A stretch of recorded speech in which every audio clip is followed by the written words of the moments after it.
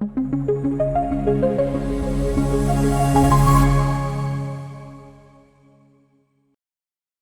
encuentren todos y cada uno de los asistentes acá. Bien, como dijimos el día de ayer, estamos presentando o estamos en espacios digitales compartiendo saberes, intercambiando ideas, conocimientos a través de lo que se denomina el diplomado en docencia universitaria con énfasis en metodología de la investigación, haciendo un proceso de retroalimentación o de recordamiento, refrescamiento de lo que vimos nosotros ayer, porque creo, según estuve leyendo los nombres, hay participantes que el día de ayer no pudieron acceder o no pudieron tener el espacio, el tiempo para poder estar presente, así como cada uno de nosotros. El día de ayer trabajamos información necesaria sobre lo que eran los procesos inherentes a la educación universitaria, donde era muy importante que todo profesional, tanto un docente en ejercicio como un docente profesional, ayer dije que la diferencia está marcada en que el docente profesional es aquel que es egresado en las áreas de educación y el docente en ejercicio es aquel profesional egresado en un área diferente a la educación, pero que está ejerciendo el rol del docente, el rol del facilitador.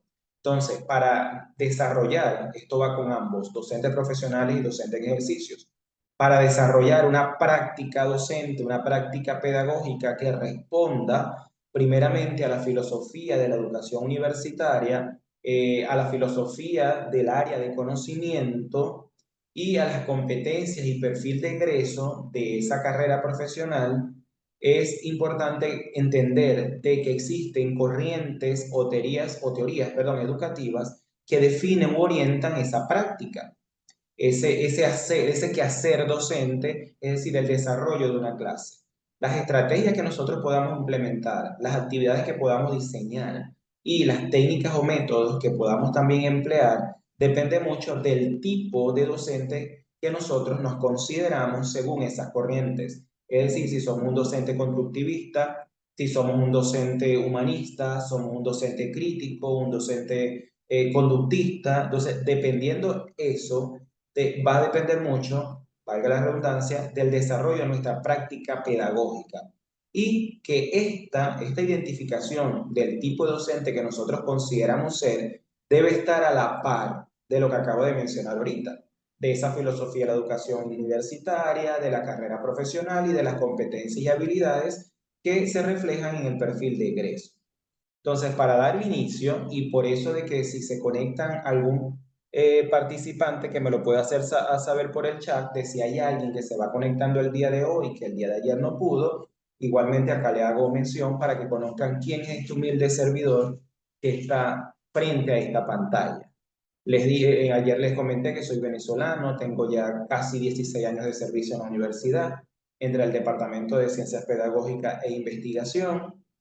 Todos mis títulos académicos están conectados en la línea en la que me fui formado inicialmente en la educación, tanto el pregrado, la maestría como el doctorado, y he tenido la experiencia en investigación participando en conferencias, congresos nacionales e internacionales, la publicación de artículos nacionales e internacionales.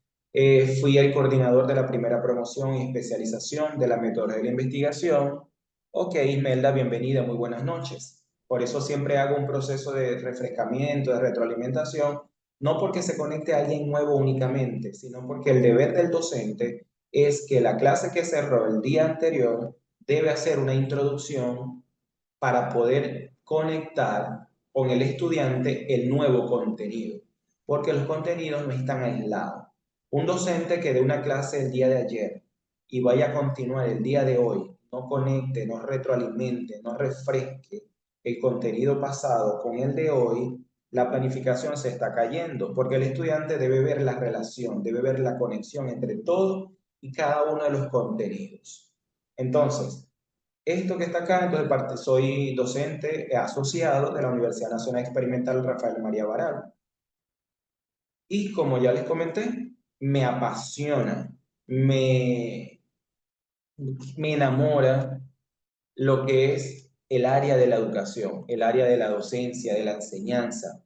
y ir más allá de lo que es compartir ese conocimiento, porque la intención es, cuando hablamos de compartir, mi intención es también aprender de todos y cada uno de ustedes, porque ustedes no son estudiantes nuevos, no son participantes que vienen con la mente vacía, son participantes que ya tienen unos conocimientos aprehendidos con H intercalada. Esos conocimientos son válidos porque usted tiene una experiencia alta también en el campo de la educación. Solo que dependiendo de la experiencia que vamos teniendo y de la oportunidad que nos damos para adentrarnos a un mundo diferente donde salgamos de nuestra zona de confort, va a ser las experiencias y vivencias que nos va a brindar a nosotros el poder innovar, el poder crear e inventar nuevas herramientas, estrategias y métodos que contribuyan a mejorar nuestra práctica docente.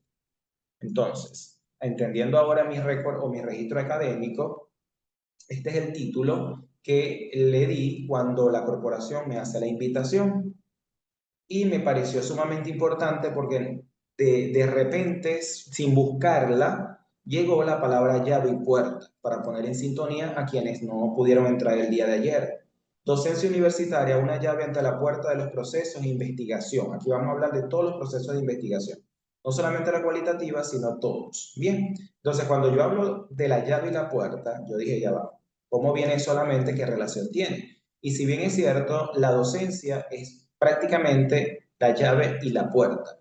El docente tiene la potestad de poder brindarle la llave a ese muchacho, a ese estudiante, a ese participante, porque es la, vamos a decir, la herramienta que le va a facilitar obtener ese conocimiento. Pero muchas veces el docente impone procesos, metodologías que conllevan al estudiante a no poder abrir la puerta que le va a dar luz y que la luz es ese conocimiento. ¿Por qué? Porque todo lo que el estudiante le lleva al docente, lamentablemente, en su mayoría, pareciese que no gustara al docente. Entonces, cuando no gusta, lo único que sabe decir es, eso no sirve, tú no haces nada bien, tú no entiendes lo que yo te expliqué. Entonces, etiqueta al estudiante creando frustraciones y introduciendo entonces una educación conductista cuando esta ya quedó en el pasado, porque el maltrato y el castigo hoy en día no tienen vigencia ni tienen pertinencia. Entonces, hacer una educación afectiva, una educación emocional, es lo que hoy en día va a permitir que el estudiante pueda abrir esa puerta y llegar hasta donde él quiera llegar con la obtención de ese conocimiento. Por otro lado, el propósito fundamental de este diplomado es brindarle a ustedes conocimientos teóricos, conceptuales o perspectivas teóricas conceptuales, pero que a su vez promover espacios prácticos para que ustedes puedan llevar a una aplicabilidad directa de los conocimientos que aquí se van adquiriendo. Si bien es cierto, toda formación, toda capacitación, cuando se hace netamente teórica, tiende en ciertos momentos a, como decir, a esfumarse. ¿Por qué? Porque lo que no se practica se puede olvidar. Entonces, es muy importante que en otros países, si no me equivoco, creo que ya están activos en su área laboral. Es decir, ya están dando clases, ya están cumpliendo el rol de facilitador. En Venezuela todavía faltan unos días, pero esa es la intención, de que como están activos en el momento de su campo laboral, vamos a llevar inmediatamente a la práctica todo lo que estamos aprendiendo para probar o comprobar esas teorías que el facilitador les está facilitando, les está recomendando o les está sugiriendo. Y por otro lado, también dije que la investigación, para que se potencie, se fortalezca, debemos de trabajar de manera anclada con los centros de investigación y las líneas de investigación que estos contienen. ¿Por qué? Porque un proyecto de investigación, si lo hacemos de manera aislada del centro o de la línea, es un proyecto que no tiene valor o rigor científico porque no está inscrito en ningún lado. O sea, solamente lo conoce el docente y el jurado cuando se defiende.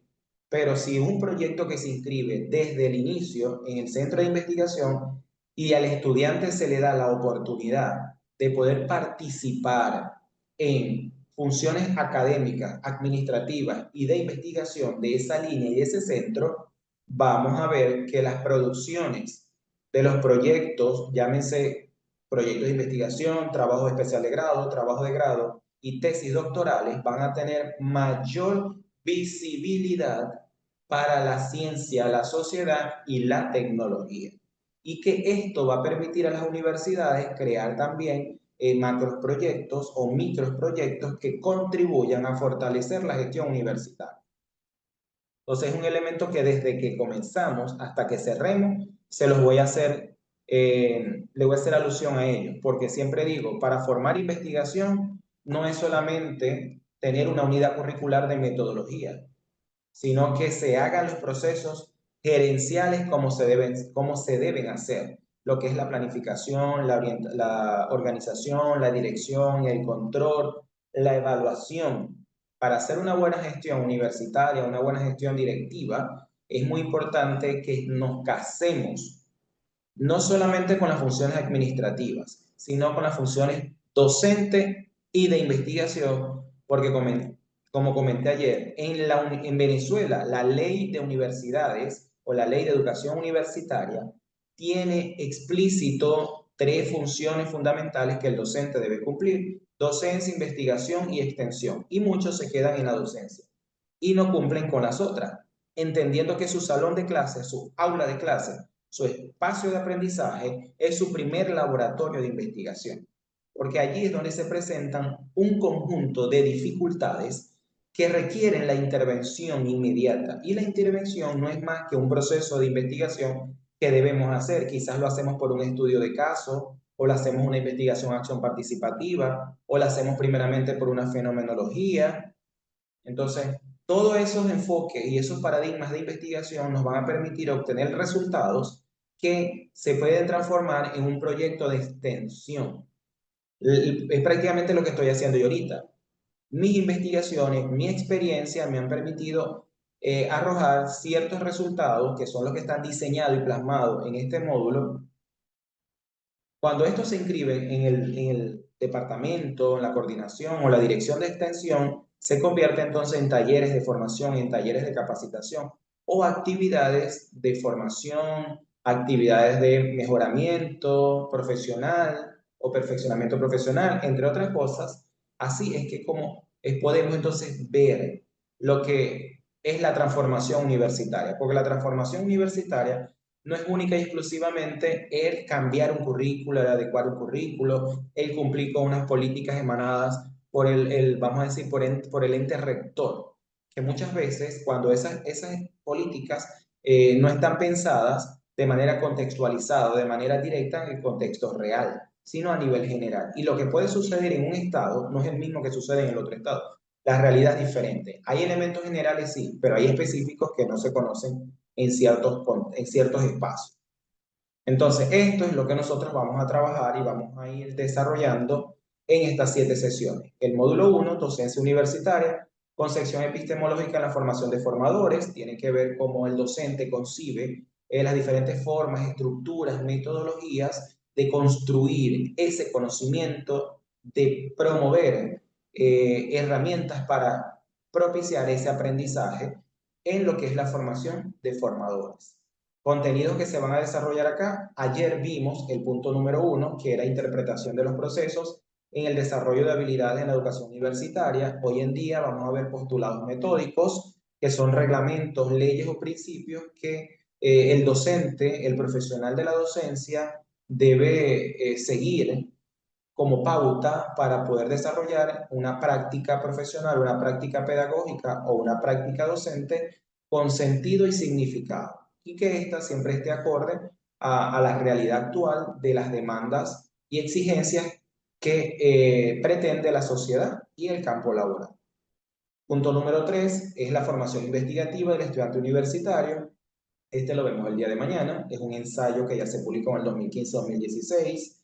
Y por último, este sí fue una idea particular, personal, que nace como inquietud, la elaboración de mi filosofía como docente investigador. ¿Por qué nace la inquietud de integrar este contenido o este elemento teórico conceptual en esta formación?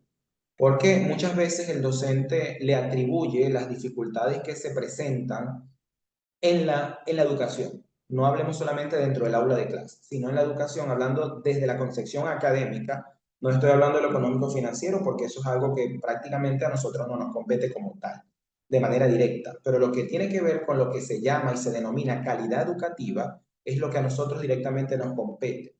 Entonces, cuando nosotros hacemos esta mi filosofía, nosotros estamos reconociendo y conociendo quiénes somos y de qué manera actuamos en nuestra área profesional. Pero muchos profesionales y muchos docentes creen y consideran que lo están haciendo bien. Y lamentablemente, cuando hay una situación dentro del aula que tiene que ver con dificultades de aprendizaje, dicen que el estudiante es el que tiene el problema, porque el estudiante llega tarde, porque el estudiante no comprende, porque el estudiante no presta atención. ¿Y dónde está el proceso de retrospección, de introspección, de autoevaluación y autorreflexión que nos tenemos que hacer nosotros para poder ver si las estrategias, las actividades, las técnicas y los métodos están respondiendo a las necesidades e intereses que tienen nuestros estudiantes? ¿Por qué? Porque ayer comenté que existen estilos y ritmos de aprendizaje. Entonces, si una estrategia no es acorde para todo el grupo, lamentablemente van a crear una dificultad en ese grupo.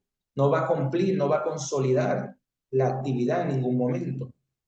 Yo ayer les comenté que la pandemia, gracias a Dios, yo sé que hubo gente que no tiene buenos recuerdos y es lamentable, pero en mi caso, la pandemia no me dejó esos amargos recuerdos, sino que me permitió adquirir nuevas herramientas didácticas para poder captar la atención y mantener la concentración de un grupo de estudiantes en espacios físicos como en espacios digitales o espacios presenciales y espacios virtuales.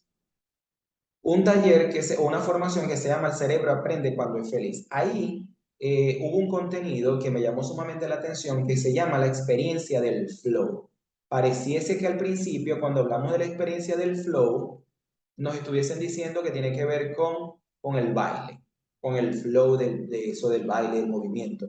Prácticamente tiene que ver con eso, pero no como el reggaetón, no el estilo musical, sino en lo que es la parte de la educación y el aprendizaje. Por la experiencia del flow tiene que ver de que cuando el docente aplica actividades que son de una perspectiva general, sin entender y comprender que hay estudiantes que tienen ritmos y estilos diferentes, una actividad sí se puede presentar compleja para aquellos que tengan un ritmo más bajo. Entonces, esa complejidad va a permitir en ellos crear frustraciones, ansiedad, sensaciones de estrés. Y por tanto, cuando eso sucede en el ser humano, esa información la recibe el cerebro, ese estrés, esa ansiedad, esa frustración. Y cuando el cerebro recibe esa información, ¿a qué llegamos? A que las neuronas se bloqueen. Es como que ellas no hicieran, como ellas no hacen sinapsis porque no hay conexión, porque no estamos concentrados y no tenemos atención en lo que queremos aprender o en lo que queremos conocer. Pero en el caso de los estudiantes que tienen un estilo de aprendizaje, vamos a decir, rápido, pueden generar también sensaciones, pero no negativas, sino de aburrimiento prácticamente. ¿Por qué? Porque el estudiante que tiene un estilo rápido realizó la actividad rápido y ya empieza a molestar en algunos casos. Empieza a molestar al compañero, empieza a hablar mucho, empieza a ver el teléfono, entre otras cosas. Entonces, para eso existe algo que se llama el DUA. No sé si ustedes lo han escuchado, yo creo que sí. Eso tiene bastante tiempo, pero la pandemia sacó a relucir muchas cosas que estaban escondidas o que no se le daba importancia porque no existía la necesidad. Entonces el DUA es el diseño universal del aprendizaje, donde se hace una planificación integral y no una planificación general. Es decir, una planificación que respete los estilos y los ritmos de aprendizaje de nuestros estudiantes y es una planificación que no se enfoca en mejorar las debilidades, sino en aprovechar las potencialidades que tienen cada uno de nuestros estudiantes. Porque al aprovechar esas potencialidades, entonces el estudiante se va a sentir productivo, se va a sentir incluido e integrado. Y de esa forma el aprendizaje va a ser mucho más significativo. Continuando entonces, tenemos el módulo número 2, una llave ante la puerta en los procesos de investigación, no cualitativos solamente, como ya lo dije, sino de todos los enfoques, paradigmas, métodos, tipos y diseños de investigación que existen. ¿Qué vamos a ver allí? Fundamentos y mentalidad en la investigación como principios filosóficos. Además de ellos, vamos a tratar de establecer las concepciones epistemológicas, ontológicas, nociológicas de lo que son los paradigmas y los métodos de investigación. El segundo punto es explorando el terreno, métodos de recolección de datos, investigación. No solamente la recolección, sino también los de análisis, donde tenemos entonces técnicas e instrumentos, tanto para recolectar como para analizar datos de investigación, cuantitativa como cualitativa.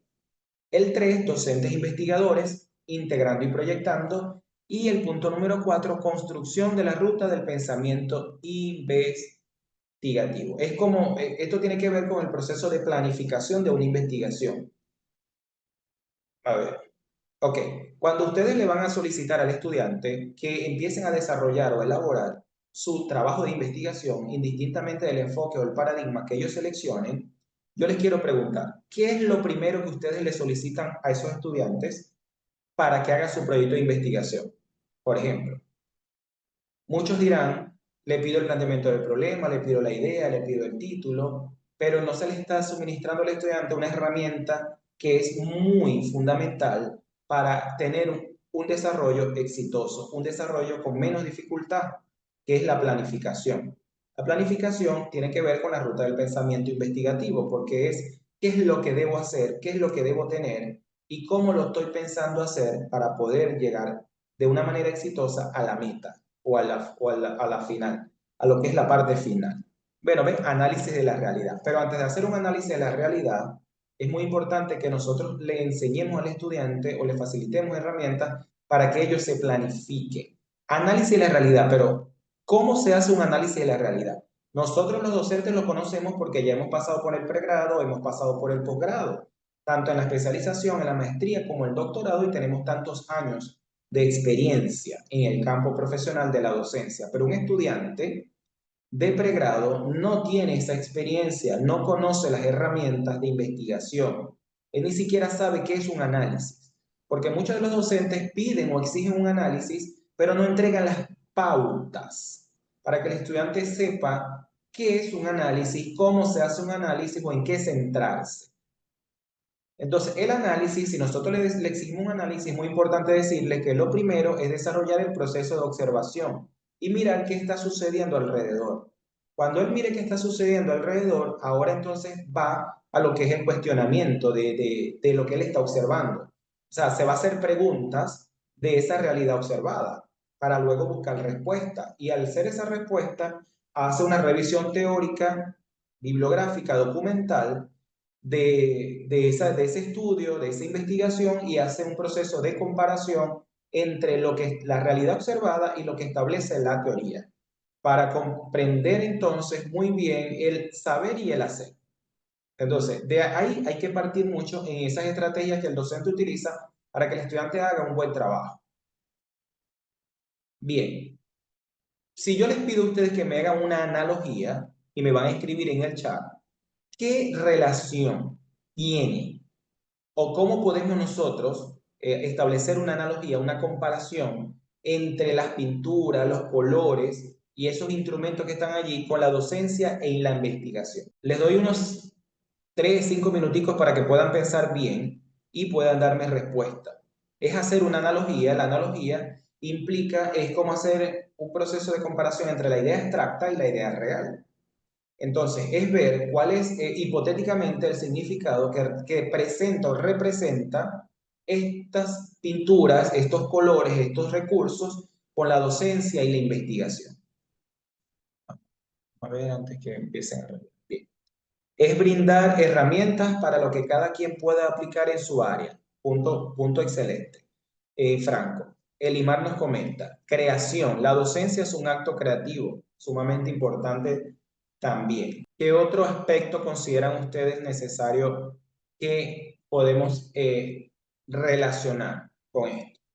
Aparte de lo que ya Franco y Elimar nos ha comentado. Fíjense que así como Celia Cruz, creo que la conocen todos, dice que la vida es un carnaval, está pintada de colores, y la educación también debe estar pintada de colores porque eso implica la diversidad. Y en el salón hay mucha diversidad. No me refiero única y exclusivamente a estudiantes con necesidades educativas especiales, también mi PC, correcto. Con necesidades educativas especiales solamente, sino también con la diversidad de que cada uno de nosotros, por el entorno social en el que vivimos, el que convivimos, nos genera unas experiencias diferentes, unos aprendizajes diferentes y unas vivencias diferentes. Se parte de la observación para recibir, recopilar la información y utilizan modelos, aunque sean diferentes, para dar sentido a la realidad. Es una, ok. Imaginación y contraste con la realidad, estrategias de aprendizaje individual y colectivo. Significado es tener herramientas que nos ayuden a encuadrar el aprendizaje y lograr matizar los colores, logrando perfecto. Es analizar los productos que están hechos y para qué son estos colores. Diversidad de teorías, enfoques y perspectivas, estrategias y métodos. Por eso es que yo siempre digo, yo estoy acá compartiendo un saber, compartiendo experiencias, porque sé que los participantes que se están inscribiendo acá tienen una necesidad, sí, tienen una inquietud también, pero sé que tienen un gran potencial. Fíjense la facilidad que tienen ustedes para poder establecer analogías o relaciones hipotéticas entre quizás materiales que no tienen una relación directa con la educación, con la docencia y la investigación, y fíjense que ustedes como de manera rápida han expresado ideas sumamente relevantes e importantes. Entonces, así como ustedes están comentando, le estaba, para terminar la idea, es que la diversidad así la tenemos en nuestra aula. Hay estudiantes que aprenden más rápido, que aprenden más lento, hay estudiantes que son más buenos para el razonamiento, para la lógica, porque va a depender mucho del hemisferio cerebral que nosotros tengamos más desarrollado. Si es el derecho, si es el izquierdo, si es el derecho, el estudiante es más creativo, el que puede trabajar a través de la creación, puede trabajar a hacer los mapas mentales porque es muy creativo, puede expresar de diferentes maneras un aprendizaje, mientras que el que haya desarrollado el hemisferio izquierdo, en su mayoría, es aquel estudiante que se le dificulta la pintura, el dibujo, sino que es más lógico, es más aplica más razonamiento, es bueno para la matemática, o sea, la parte procedimental. Y la parte de la creación, la inventiva y la creatividad es que tiene más el cerebro o hemisferio derecho. Entonces, así como lo acabo de mencionar, voy entonces a trabajar con los materiales que ahí se encuentran. La educación requiere del conjunto o del complemento de recursos educativos o instruccionales para poder llegar a un mayor alcance de ese conocimiento que estamos facilitando. Ejemplo, si nosotros estamos utilizando un video BIM para dar una clase, para facilitar un contenido, no es el único recurso que debemos trabajar, sino que también nos acompaña la pizarra o el pizarrón, porque la presentación digital nos permite a nosotros una cantidad específica de información en las diferentes láminas, porque para eso hay normas, hay reglas que respetar para el diseño de estas presentaciones. Entonces, nosotros para complementar la información o para explicarla de una manera más gráfica, de una manera más secuencial, utilizamos la pizarra o el pizarrón o el rotafolio o cualquier otro recurso que se llame material de apoyo que nosotros podamos llevar para desarrollar nuestra clase. ¿Ok? Entonces esto, así como ustedes lo dijeron, y tiene que ver mucho con la multisensorialidad del conocimiento porque el color implica eso. ¿Ok? Los felicito por esos comentarios y participaciones tan asertivas que han podido hacer de una manera bastante rápida. Para continuar, entonces, esta va a ser la dinámica desde inicio hasta que cerremos. Entonces, ustedes tienen que estar muy atentos, tienen que estar muy pendientes de la presentación y muy concentrados porque al momento que yo esté trabajando, desarrollando el contenido, se va a presentar una lámina con una de estas palabras que allí ustedes están observando. Esto tiene que ver con lo que ya conocemos en su mayoría, no sé si todos los que están acá han trabajado, la gimnasia cerebral, ¿ok? Que tiene que ver como con esa coherencia o esa relación entre lo que vemos, lo que pensamos y lo que decimos. Entonces, esto es una actividad de gimnasia cerebral. Y fíjense cómo la he denominado. Dice, actividad recreativa. Observo, detallo y respondo. Estar atento, escuchen bien la orientación para cumplir con la actividad, estar atento a las diferentes palabras que vayan saliendo en algunas diapositivas, para lo cual tendrán que decir el color más no la palabra. Ejemplo, Yo voy a decir en esas 4 que están allí, voy a decir el color más no la palabra. Por ejemplo, para la primera digo amarillo, para la segunda digo azul, para la tercera digo naranja y para la cuarta digo negro. Ahora sí me regalan un sí para conocer si entendieron qué es lo que hay que hacer en cierto espacio que vaya saliendo esa palabra que hay que responder.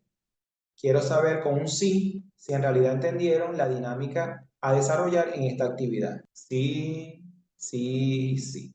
Ah, ok. Pero como todo docente, a veces los estudiantes dicen que sí, como para salir más rápido de clase. No sé si a usted le ha pasado. Vamos a hacer un ejercicio rápido entonces. Vamos a trabajar y que ustedes me den la respuesta de la palabra número 3. A ver, ¿cuál sería la respuesta de la palabra número 3? ¿Qué hay que responder? Naranja, naranja, naranja. Perfecto, ¿no? Aquí hay bastantes 20, aquí hay 20 para regalar. Aquí hay excelencia académica. Bien. Entonces, atendiendo a esto, que ahora sí hemos confirmado y verificado que la instrucción, la orientación quedó bastante clara, vamos a dar inicio a lo que compete a los contenidos a desarrollar el día de hoy. Fíjense que voy a iniciar. En comparación a la clase de ayer, yo inicié con una concepción teórica, una concepción conceptual propia de la experiencia y vivencia profesional y personal que he tenido en mi trayectoria como docente, investigador, y cerré con una cita. Aquí voy a iniciar con una cita que es la que fundamenta todo y cada una de las concepciones que he podido plasmar para compartir con ustedes en lo que es el componente de la docencia y la investigación. Fíjense, Freire, que es uno de los pedagogos con mayor incidencia en los documentos curriculares y aún más en los procesos de construcción del conocimiento a través del aprendizaje. Fíjense que él dice lo siguiente a la cita de manera textual. La educación tendría que ser, ante todo, un intento constante de cambiar de actitud, fíjense, de actitud que tiene que ver con el comportamiento, con la forma de actuar, de crear disposiciones democráticas a través de las cuales vamos a leerla y ahorita explicamos bien qué es lo que pretende este autor con esa cita. Sustituya hábitos antiguos y culturales de pasividad por nuevos hábitos de participación e injerencia acorde al nuevo clima transicional. ¿Qué quiere decir o cuál es el mensaje que nos transmite o nos refiere el autor con esta cita? Es bien sabido de que hay docentes, de que hay profesionales que fueron formados en la vieja escuela o en la escuela antigua y que los modelos de enseñanza tradicionales que se adoptaron en ese momento no pueden ser aplicados hoy en día. ¿Por qué? Porque la sociedad, la ciencia y la tecnología ha ido evolucionando, ha ido cambiando y por lo tanto han surgido nuevas formas de enseñanza que requieren una nueva concepción de la docencia. Entonces, él lo que nos está diciendo es que dejemos esa educación bancaria a un lado y nos vamos a la educación nueva, donde la formación de este ciudadano implica requisitos, vamos a decirlo así, como ser críticos, ser pensantes, ser creativos, ser inventivos, ser innovadores.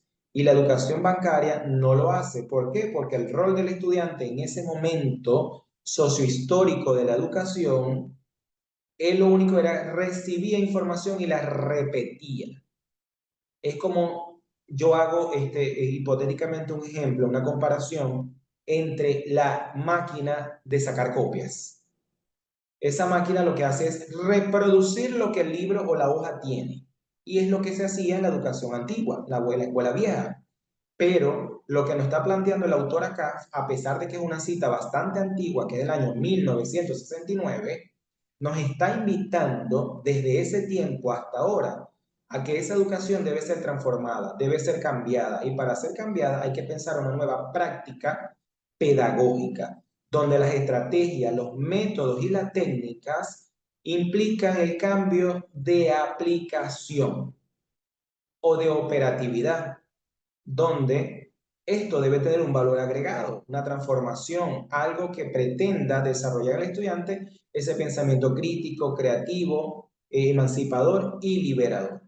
Entonces, hoy en día el estudiante tiene el rol activo y pareciese que el docente no comprendiera todavía el rol activo del estudiante, porque cuando el estudiante quiere opinar, quiere aportar, o quizás quiere refutar algo al docente, el docente le dice, siéntese.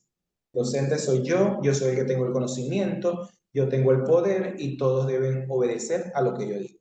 Y eso no puede ser así. Desde otra perspectiva, también lo refiero a que hay docentes que pretenden que los estudiantes respondan lo que ellos creen que deben responder.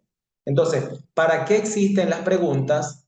Con tus propias palabras, define, conceptualiza, mencione tal cosa. Cuando viene la respuesta, el docente viene y dice, tacha, no, eso no es así, pero ya va. Es con sus propias palabras, eso es lo que él entiende, es lo que él aprendió, lo que él entendió. Ahora, que presente debilidades, es bien, eso es cierto, eso te lo apruebo, pero que tú pretendas eliminar una respuesta en su totalidad porque no respondió lo que tú considerabas que era la respuesta, eres tú como docente que estás fallando. Tomás dice participar en la transformación de su sociedad. Claro, y para participar en la transformación de su sociedad tiene que hacerse parte de ese entorno, de ese contexto, si no, nunca lo va a poder transformar. Porque para transformar hay que conocerla. Y para conocerla nos tenemos que involucrar, no tenemos que estar aislados de ello. Y ese es el papel que el docente hoy en día debe hacer.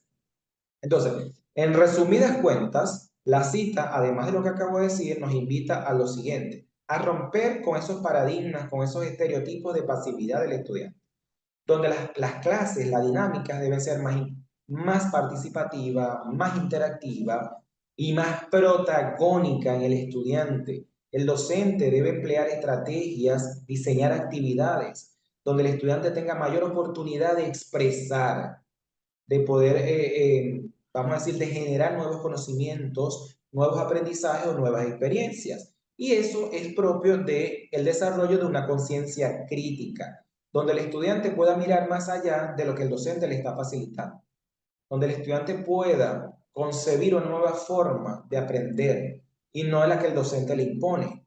Entonces, la conciencia crítica implica el cuestionamiento, el razonamiento, la duda, la curiosidad de lo que se le está dando, de lo que está sucediendo, de lo que está observando y de lo que está haciendo.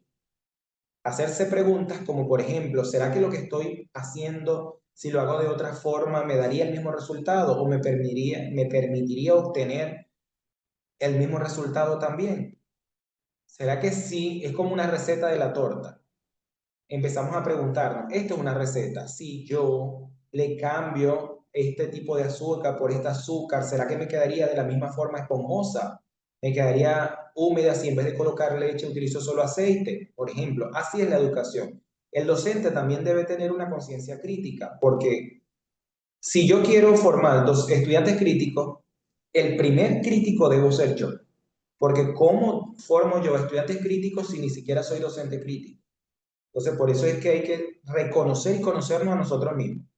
Es muy fácil conocer al otro, criticar al otro de lo que no sabe hacer, pero es bastante difícil reconocer que nosotros también tenemos dificultades, que no tenemos debilidades. Somos seres humanos, nos podemos equivocar, no tenemos todo el conocimiento.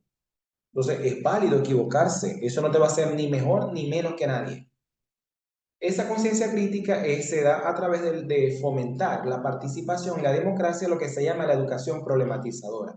Crear un debate, un diálogo, un intercambio a través de una lectura, de una noticia, de una tesis, de un artículo, de una situación que podamos leer en el periódico, en los panoramas digitales. Eso es la problematizadora. Es decir, ¿por qué ustedes creen que está pasando esto? ¿A qué se debe? ¿Cómo podemos mejorar? Eso es la problematización de la educación.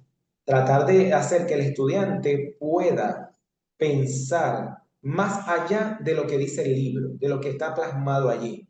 Porque si bien es cierto, y yo siempre lo digo, y no creo estar equivocado, yo siempre digo, lo que establece la teoría es totalmente válida en un 100% en el papel, pero en la práctica, en la realidad, no sabemos qué tal porcentaje es pertinente. Porque fíjense, hay teorías que surgen en años de 1800 y algo. Siguen siendo vigentes hoy en día, pero ¿hasta qué punto?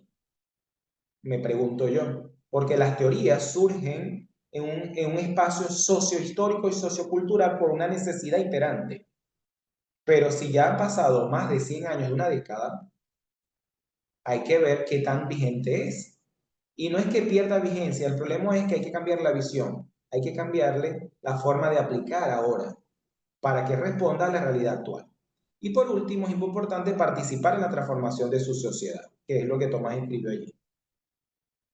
Entonces, atendiendo a todo lo que acabo de mencionar, nos conlleva a pensar que esta nueva realidad de la formación de formadores exige la promoción de la producción intelectual como científica. Promoción de la producción. Fíjense que no es solamente producción intelectual, que implica el desarrollo de proyectos, de trabajo especial de grado, de trabajo de grado, es decir, doctorales, sino que también implica que se visibilice, que se dé a conocer a través de jornadas, a través de eh, conferencias, a través de publicaciones.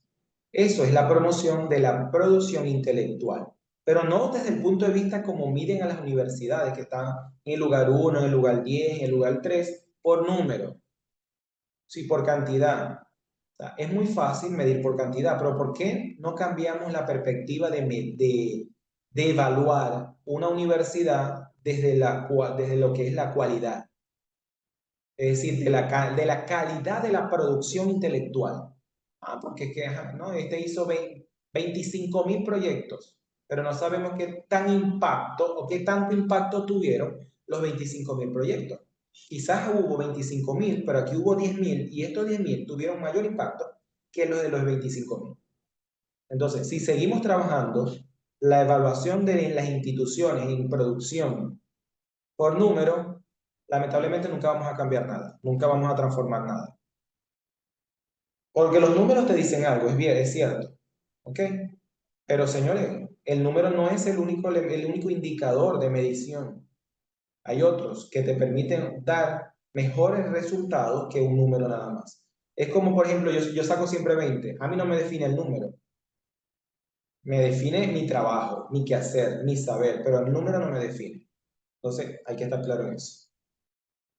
Y por otro lado, esta promoción de la producción intelectual como científica conlleva a la implementación de una investigación relacionada, implicada en los procesos de observación e indagación. Voy a tomar el ejemplo de alguien que me dijo ahorita que se le solicita de primera instancia al estudiante el análisis de la realidad. Ok, pero antes de hacer un análisis de la realidad, el docente debe enseñar al estudiante que lo primero que hay que desarrollar como proceso cognitivo es la observación. Porque en el entorno, alrededor del entorno, hay, vamos a llamarlas pistas, que tienen alguna relación con las causas o las consecuencias que pueden presentarse para generar un problema. Y si nosotros no vemos, no visualizamos esa pista, digámosle así, podemos presentar dificultad a la hora de plantear el problema. Es como si armáramos el rompecabezas. Si nos hace falta una pieza, tenemos un problema porque no sabemos cómo completar ese vacío, ese espacio que ahí está, porque no sabemos qué pieza hace falta. Entonces, así sucede en la educación, en la investigación. Para poder resolver y obtener resultados pertinentes a la realidad observada, tenemos que considerar todo lo que se encuentra alrededor de ese problema para no presentar dificultad. La dificultad que se puede presentar si lo relacionamos con con la docencia primero, es que si no observamos bien quiénes son nuestros estudiantes, cómo se comportan nuestros estudiantes, qué conductas presentan nuestros estudiantes dentro y fuera del aula, la planificación no va a ser real. Y segundo, si en la investigación no observamos muy bien, vamos a presentar dificultades en los resultados, porque los resultados no van a ser coherentes con el problema, porque se escapó algo y ese algo modificó el resultado. Entonces, cuando vamos a hacer una recomendación, una sugerencia para mejorar ese problema, estamos débiles por lo mismo, porque no es coherente con lo que observamos en primera instancia en ese contexto. Todo ello implica la experimentación a través de la construcción, generación de recursos multisensoriales. Me explico. Sí es bien sabido que hay países que han eliminado el uso de los celulares en las instituciones educativas, indistintamente al nivel que tenga. Pero en aquellos que aún no esté reglamentado, señores, vamos a aprovechar que al estudiante le encanta estar en el teléfono. Claro, no es que vamos a hacer nuestras clases todo con los teléfonos, no. Pero hay espacios para que el estudiante vea que le estamos dando inclusión a lo que más le gusta. El WhatsApp, el grupo de WhatsApp, el grupo de Telegram, nos da ahora una herramienta de encuestas. Vamos a realizar una encuesta y el estudiante ahí tiene su teléfono, la encuesta dura tantos tiempos. Pero después hay que decir guardar el teléfono porque ya lo usamos. Otra forma de incluir el teléfono también es el desarrollo de alguna actividad evaluativa a través de las plataformas o aplicaciones o software de evaluación, como por ejemplo Genially, Kahoot, Mentimeter, Celebrity, Padlet, MainMaster, o sea, todo eso, ustedes copian un enlace, se lo facilitan al estudiante por el grupo de WhatsApp y ellos ahí están interactuando, ellos ahí están participando en la clase, porque, por ejemplo, Padlet, MainMeter, Mentimeter, que ustedes conocieron, es una actividad simultánea donde todos y cada uno pueden participar y se van construyendo estructuras mentales de manera colaborativa. Entonces, eso es un ejemplo que les puedo facilitar, recomendar para que ustedes consideren o tomen en cuenta a la hora de ver cómo el estudiante que no guarda el teléfono hacerlo. Y hay otra sugerencia, podemos trabajar con una caja de colores o cualquier cosa de penitencias que tengamos en el aula y que aquel que saque el salón, que no esté en una actividad que el docente requiera el uso del celular, debe ir a seleccionar una tarjetita y esa tarjetita implica una penitencia y la debe cumplir. En algún momento a lo mejor no le tomará en cuenta, pero en cierto momento, dependiendo de las penitencias, él dirá, no, ya me cansé de esto, voy a guardar el teléfono y voy a empezar a prestar atención. Eso va a depender mucho de la conducta que el muchacho tenga, de la formación, de la educación que traiga. Pero son herramientas que han funcionado. Han funcionado tanto en primaria como en bachillerato y universitaria, y entonces igualmente se las hago conocer para que ustedes también la experimenten. Y por último, trabajar sobre el aprendizaje basado en las vivencias particulares de cada uno. Esto está muy aunado a los ABP, a las metodologías activas, como aprendizaje basado en proyectos, el aprendizaje basado en investigación, el aprendizaje basado en problemas, el aprendizaje basado en juegos, el aprendizaje basado en retos. Esos ABP o esas metodologías activas permiten que el estudiante pueda expresar su propia vivencia, su propia experiencia en el proyecto. Porque cuando hacemos un proyecto colaborativo o individual, es donde la persona tiene la capacidad de poder plasmar lo que él considera su perspectiva, su visión, su concepción acerca de. Y el docente entra como el rol de orientador, de facilitador para guiar de manera correcta y significativa esa construcción de proyecto o de investigación que el estudiante va a desarrollar. Entonces, ahora sí, vamos a ver cuáles son algunos de los postulados que considero que son sumamente importantes para promover una docencia e investigación desde el accionar de la crítica, del diálogo, del cuestionamiento, de la duda, para generar conocimientos significativos, conocimientos productivos y conocimientos de impacto. Entonces, el primer postulado, atendiendo que ya dijimos que el postulado es un principio, una ley, una norma que hay que cumplir para poder llegar a resultados provechosos en eso, ¿ok? Entonces, el primero es transformar, okay, me disculpa que cuando tenemos animales, bueno, es difícil. El primero es transformar las prácticas profesionales. Y para transformar una práctica profesional, primero tenemos que transformar nuestra visión.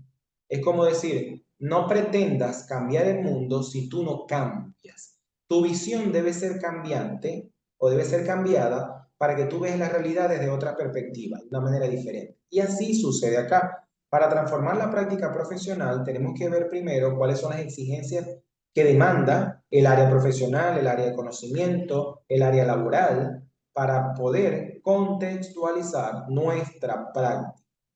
Y contextualizar nuestra práctica, perdón, implica el manejar estrategias, métodos y técnicas coherentes a la realidad, a la sociedad y al campo profesional. Segundo, promover actividades pertinentes y acordes a las nuevas o a la nueva sociedad de la información y del conocimiento. ¿Ok? ¿Cómo lo vamos a hacer? Esas actividades implica transformar nuestra aula de clase. Esa transformación lo podemos trabajar a través de la promoción de la lectura. Yo sé que muchos de ustedes hacen promoción de la lectura, pero vamos a hacer una promoción de la lectura más amena, diferente a la que estamos acostumbrados. Perdón, no sabía lo de las aplicaciones de evaluación por celular. ¿Podrías, por favor, compártemelas después para conocerlas? Sí, Franco, no tengo inconveniente, pero les voy a dejar acá mi WhatsApp y cualquier cosa por ahí me pueden escribir, pero mañana les puedo también eh, hacer una introducción de eso, ¿ok? Para no salirnos del contexto de hoy. Bien, entonces, esa promoción, como le digo, es promover la lectura. ¿La lectura a través de qué? Si nosotros transformamos nuestro espacio y lo hacemos más ameno, es decir, no seamos ese salón de clase unidireccional, donde el docente está de este lado y los estudiantes están de aquel lado. Vamos a tratar de cambiar a diario la posición de los pupitres, de las mesas, dependiendo de lo que usen en la institución donde ustedes están. Vamos a hacerlo circular, vamos a colocarlo en M, vamos a colocarlo en U, en S, cualquier cosa que se les ocurra, para que el estudiante siempre vea algo diferente, y ese algo diferente que siempre va a ver va a generar en el estudiante la inquietud y la curiosidad de qué irá a hacer el profesor hoy, con qué irá a salir, por qué nos puso de esta forma. Y adicional a ello, podemos invitarles también a que traigan ellos un artículo, un libro. El docente en primer momento puede traer un cafecito y hace un club de lecturas donde el estudiante con su cafecito, su juguito, su galletita pueda compartir. Y que eso tenga algunas preguntas evocadoras para tratar de promover o de propiciar el debate, la discusión, el diálogo entre todos y cada uno de los estudiantes. Lo podemos hacer por áreas. Aquí trabajamos en la parte de estrategias si estamos en docencia, ¿no? ¿Okay? Aquí trabajamos el área de técnicas, allá el área de métodos, aquí investigación. Si estamos en otra área, por ejemplo, la parte si hablamos de petróleo, de química, actividades que tengan que ver con gas, con química, y de esa forma vamos alternando. Le podemos dar tiempo. Si tenemos 2 horas de clase, el estudiante podemos trabajar al menos dos áreas y el estudiante luego se alterna. Registran, conversan, comparten qué hiciste tú, qué colocaste, qué análisis hiciste, unifican y se puede generar una producción científica e intelectual en esa discusión, como un ensayo, por ejemplo, que es menos riguroso que el activo. Bien, eso son lo que yo sugiero en esa parte de promover actividades pertinentes y acorde a la nueva sociedad de la información y del conocimiento. Disculpen que mientras hice acá, bajé la cámara y no me había percatado. Entonces, por otro lado, propiciar la inclusión de las herramientas tecnológicas. Ahí voy a reforzar lo que acaba de decir Franco. Por ejemplo, fíjense que para la inclusión de las herramientas tecnológicas, así lo conciben muchas personas y así lo concibo yo.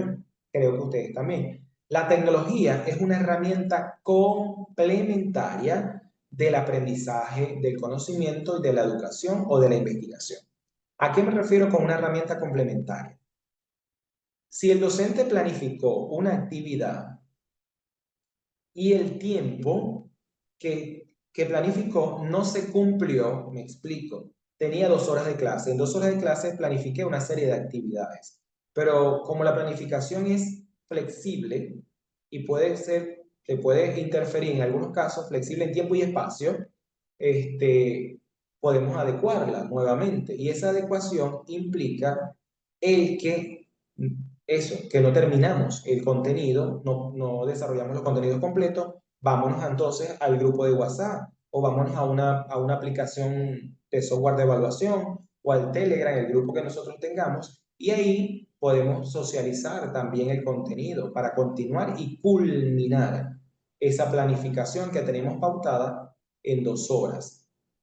Entonces, la tecnología no es el fundamento, el sustento de la educación, sino la herramienta complementaria para que la educación tenga mejores resultados. Entonces, de esa manera incluimos las herramientas tecnológicas a través también de una encuesta que el WhatsApp nos permite, de una encuesta que el Telegram nos permite. El Telegram también puede crear, igual que el WhatsApp, canales de difusión, de comunicación, y en esos canales nosotros podemos crear un canal que se llame con el nombre de la unidad curricular que nosotros impartimos o que nosotros facilitamos. Y en ese canal podemos pasar cierta información, cierta imagen que el estudiante pueda observar, pueda describir, identificar, analizar, caracterizar, producir, o sea, cualquier cosa. Las herramientas son sumamente maravillosas para poder dinamizar e interactuar e innovar el conocimiento. Primera pista, ¿cuál es la respuesta? Vamos a ver. Ok, ajá, hasta ahorita no sabemos si está bien la respuesta. Estoy leyendo a ver qué responde el resto. Bien, como la respuesta es amarillo, estamos totalmente correctos con la instrucción. Era no la palabra, sino el color con que está escrita la palabra. Y la respuesta es amarillo. Muy bien. Para continuar, tenemos que estos postulados están fundamentados en la siguiente concepción. 1. La formación de formadores debe consolidar, debe cumplir con una dinámica, con una práctica, una clase, una concepción educativa de promover en el estudiante el sentido crítico, reflexivo, liberador, creativo y transformador de los procesos de enseñanza y aprendizaje, donde el conocimiento toma mayor importancia, mayor relevancia cuando el estudiante le encuentra el sentido y el significado para su crecimiento profesional, su crecimiento laboral y por tanto su cotidianidad. ¿A qué me refiero? Hay muchos estudiantes que, si estoy estudiando educación, porque lo he escuchado, ejemplo, el de los de informática fue más notorio. Estoy estudiando informática y le presto más atención a las unidades curriculares directas de la informática, pero no al proyecto como tal. ¿Por qué? Porque el proyecto es un proyecto, dicen ellos, y esto es lo que me va a dar a mí las herramientas para mi trabajo. Ok, por una parte es como vale. Pero si el estudiante, el docente no le suministra información para que el estudiante entienda cuál es el sentido de esa unidad curricular en su área profesional, no le va a tomar mayor importancia. Es como decir, la persona aprende por conveniencia. Cuando decimos que aprende por conveniencia, es lo que le interesa, lo que le conviene. ¿Pero por qué? Porque en su mentalidad, en su concepción, en su perspectiva cognitiva, no existe de que no hay algo más valioso que lo que está directamente conectado con mi área de profesión, con lo que me va a permitir a mí desenvolverme en mi trabajo. Pero es muy importante que le entienda. En mi caso, yo decía, ¿para qué nosotros vemos matemática 3 donde hay integrales, trigonometrías?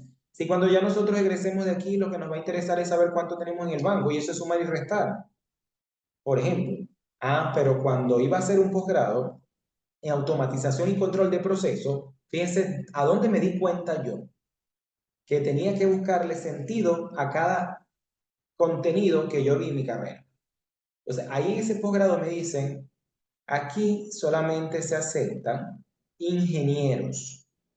¿Por qué? Porque el ingeniero ven el software MATLAB, si no me equivoco, para la automatización y proceso de control. Las integrales forman parte de eso, es decir, que la maquinaria cuando funciona, el balancín o todo eso tiene que ver con un proceso matemático, que es el que permite hacer la automatización y procesos de control. Y yo ni lo sabía, y por eso es que decía, ¿para qué nos van a dar integrales? Entonces, hoy en día nosotros, como ya conocemos esa realidad, no la sigamos transfiriendo a nuestros estudiantes, sino que hagamos que ellos cambien su perspectiva de cada contenido que se viene a estudiar. Entonces, para ello hay que trabajar una nueva práctica docente. Y la nueva práctica docente implica una gestión universitaria con una educación visionaria. La educación visionaria implica el que estemos contextualizados, que nuestra práctica, nuestra estrategia y los contenidos curriculares estén contextualizados con la realidad. Otro ejemplo es que cuando estudié educación, en mi práctica profesional 3, la última, nos enseñaron o nos estaban enseñando a planificar por objetivos. Pero cuando yo llego a trabajar en un colegio privado, la planificación era por competencias, porque había indicadores y competencias. Y yo quedé, ¿qué hago? Si no me enseñaron otra cosa. Autodidacta, aprender solo. Entonces, la universidad, es bien es cierto, no te va a dar todo, pero te tiene que dar las herramientas básicas. Y si hay diferentes formas de planificar, lo más idóneo es que el docente de práctica te haga el paseo por todas las planificaciones para que tú tengas conocimientos básicos y cuando llegues a tu aula o a tu trabajo tengas cómo defenderte y no quedes así como que ya va, ¿qué pasó aquí? ¿Ok? Bien. Siguiente pista. ¿Qué escribimos ahora allí? Pues bueno, aquí lo que están es atentos todos. Braulio, Ana, mi PC, Elimar, Franco, Héctor. Somos 40 participantes, excluyendo la corporación y mi persona. Debe haber como 40 respuestas más o menos aquí. Tania y Héctor. Joffre. Bien. Entonces, como estamos bastante claros, Carolina, Heidi, perfecto. Estamos bastante claros, vamos a darle continuidad. San, Senia, Jader. Ok, vamos a continuar entonces. Felicitaciones por estar de verdad que atentos ahí y participativos. Ahora, como yo les vengo hablando de que para transformar nuestra práctica profesional y para fortalecer y potenciar los procesos de investigación, es muy importante desarrollar un pensamiento crítico o la conciencia crítica, como así lo mencioné en la cita de Freire cuando iniciamos, a seguir esto que surge de un artículo, se publicó el año pasado, entre mi persona, un compañero de estudio del doctorado y mi hermana, que es licenciada en educación biología. Entonces, dentro de ese estudio que nosotros pudimos hacer, que tenía que ver con trascendiendo barreras del pensamiento crítico como filosofía de la educación, lo primero que hay que trabajar es el cuestionamiento y la crítica propia del estudiante, empezando quizás por objetos que están dentro del aula de clase, diciéndole al estudiante como por ejemplo, ¿qué es ese objeto? ¿Qué observas en ese objeto? ¿Para qué sirve ese objeto? ¿Qué otro funcionamiento o qué otra utilidad tú le puedes dar a ese objeto? Desde ese espacio vamos primero promoviendo los aspectos básicos del desarrollo del pensamiento.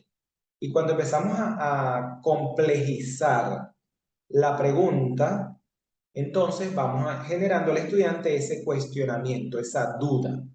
Como por ejemplo, en educación hay algo que se llama el conflicto cognitivo. El conflicto cognitivo es cuando nosotros le cambiamos al estudiante la perspectiva. Es como, por ejemplo, el estudiante dice, profesor, nosotros, al estudiante le dice 2 más 2 son 4, pero el profesor viene y le dice, no, 2 más 2 son 5. Y el estudiante empieza como que, ¿cómo así?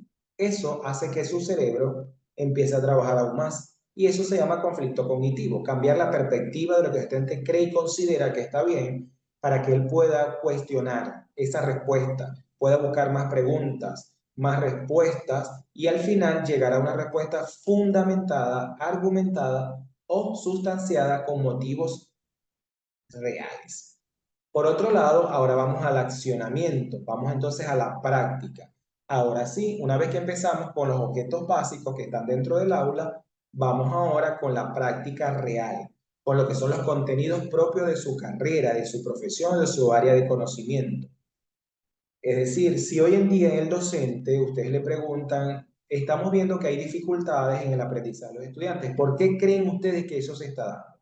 ¿Quién tiene la mayor incidencia en esas dificultades? Los estudiantes y los docentes, pero ¿por qué? ¿Qué han observado ustedes para poder evocar opiniones o respuestas que permitan contrarrestar esa dificultad, ese problema que venimos observando. Y así sucesivamente una cantidad de preguntas. Cuando ya el estudiante, usted le haga esa pregunta y él tenga una cantidad de respuestas, entonces va a llegar a lo que es la reflexión, entendiendo esta como el proceso de análisis que implica el reconocer qué podemos cambiar y qué no podemos cambiar, o qué podemos mejorar y qué no podemos mejorar. Por otro lado, entonces, una vez que tengamos la reflexión y podamos ver qué hay que mejorar y qué no hay que mejorar, diseñamos los planes o las propuestas de formación que vayan consonos con las dificultades que se vengan presentando. Un ejemplo a lo que me refiero aquí es, si hay millones, bueno, digamos trillones, billones, millonésimas de tesis que tengan que ver, lo que más conozco porque es mi campo, con estrategias didácticas y aprendizaje significativo, cómo es que todavía se vienen presentando problemas, dificultades de aprendizaje. Si se supone que las investigaciones generan cambios, impactos, transformaciones y mejoras en una realidad, un entorno. ¿Ok? Porque una investigación que no promueve un cambio es una investigación que no tuvo pertinencia. Entonces, no es tanto de que exista una cantidad de investigaciones, el problema es que estamos haciendo investigaciones que no están respondiendo a la realidad. Usted dirá, profe, pero es que hay problemas si están respondiendo. Ok, me voy a explicar bien. No están respondiendo en qué sentido. El enfoque puede influir en esos resultados. ¿Por qué? Porque si la mayoría de las investigaciones tienen que ver con un componente cuantitativo y cualitativo interpretativo, estoy llegando solamente a entender la cantidad de dificultad que se presenta, en qué porcentaje está presentando. Cualitativo e interpretativo, solamente estoy entendiendo las causas que están conllevando a esa dificultad. Pero ni con esta hago mejoras ni cambios, ni transformo, sino que tengo que llegar a lo cualitativo sociocrítico o teoría crítica para poder transformar, cambiar y mejorar esa realidad. Ah, pero ustedes dirán, profe, pero es que yo he hecho investigación-acción y tampoco he podido cambiar y transformar la realidad. Claro, porque los contenidos, las actividades que tú estás diseñando en ese plan de acción de ese tipo de investigación no están respondiendo a la dificultad real. Y como no están respondiendo a la dificultad real, no estás cambiando nada. Como por ejemplo, una dificultad tiene que ver con la lectura comprensiva, pero las actividades que tú estás diseñando y los contenidos que estás plasmando no tienen nada que ver con la lectura comprensiva. A eso me refiero de que existe una diversidad de investigaciones y siguen existiendo los problemas. Es más, siguen acrecentándose. Entonces, ¿qué está pasando, señores? Hay que ver más allá, a fondo, qué está pasando. Y por último, llegar a la construcción de la propuesta que implica entonces la transformación de él. Y todo esto nos lleva o llevó a los autores a la siguiente reflexión. Se requieren docentes con un pensamiento socrático. Les pregunto, ¿cuál era y aún es la técnica socrática o la técnica que Sócrates utilizaba para generar el conocimiento o que saliera el conocimiento a la luz? Pregunto, ¿cómo se llama esa técnica que el señor Sócrates, pensador griego de la antigua Grecia, creó? La mayéutica dice el tocayo por acá, Henry. El imar dice mayéutica, correcto. Bien. Entonces, ¿Sócrates fue envenenado o murió naturalmente? ¿Y dónde murió o dónde fue envenenado? Pregunto. Estoy haciendo estas preguntas porque al final le voy a decir el por qué muchos de los docentes no promueven el primer recuadro que está allí como criterio para la formación del pensamiento crítico. Diálogo claro, sincero, investigativo, la mayéutica en Grecia envenenada. ¿Y por qué lo envenenaron? Pregunto. Con Cicuta murió en la ciudad natal, no recuerdo cómo se le llama la ciudad, pero fue en qué lugar de su ciudad. Se autosuicidó, si se acepta el término, por corromper a la juventud. En una parte, como dice Ana, él fue envenenado, sí, por la planta de la cicuta, que es un té que le dieron, pero fue envenenado en la cárcel. Pensamiento equilátero es la nueva aplicación en la docencia por inspirar la investigación, la conciencia crítica. Recuerden que cuando donde él vivía, en la antigua Grecia, eso era, el poder lo tenía el rey, que mandaba prácticamente. Entonces, como él hacía, él cumplía la función como lo que coloquialmente conocemos la partera. La partera es esa mujer que ayudaba a las personas embarazadas a dar a luz o a parir. ¿Por qué? Porque él también decía así, la mayéutica es una técnica que él utilizaba para ayudar a parir las ideas, a que la persona pudiera desarrollar su conciencia crítica, y el problema que fue envenenado es por rebelde. Entre muchas cosas que ustedes dicen, corromper, por rebelde, por no respetar las leyes, porque es un país ignorante es dominado, pero un país, con conocimiento no es dominado por nadie. Entonces, por eso fue que fue envenenado, por no respetar las leyes que en ese momento existían por las normas del rey español, que es el que gobernaba en su momento. Bien, estamos bastante en sintonía. Entonces, un docente que se convierta en Sócrates, por decirlo así, va a ser un docente que va a promover el primer elemento que allí vemos, que es este que está acá, cuestionamiento y crítica en el estudiante. Entonces, muchos docentes, no sé por qué, no facilitan las herramientas para que el estudiante desarrolle el cuestionamiento y la crítica, sabiendo que eso le va a permitir desarrollar una clase más productiva, una clase más provechosa, una clase más interactiva y más participativa. El docente tiene que buscar que el estudiante salga de su clase con conocimientos suficientes para defenderse ante cualquier realidad. Más allá de buscar que el estudiante sean todos con 20, es un estudiante que cuando tú le preguntes después que egresó de la unidad curricular, él todavía recuerda sus aprendizajes. ¿Por qué? Porque se apropió, porque se empoderó de esos conocimientos. Entonces, eso es lo que hay que trabajar. Y a pesar de que Sócrates establece la mayéutica, hoy es conocida como la técnica de la pregunta. Eso es lo que hay que utilizar y lo que hay que aplicar hoy en día para promover estudiantes pensantes. Seguidamente, otros criterios del pensamiento crítico son el formar estudiantes o profesionales con una visión amplia del mundo requiere promover una actitud crítica.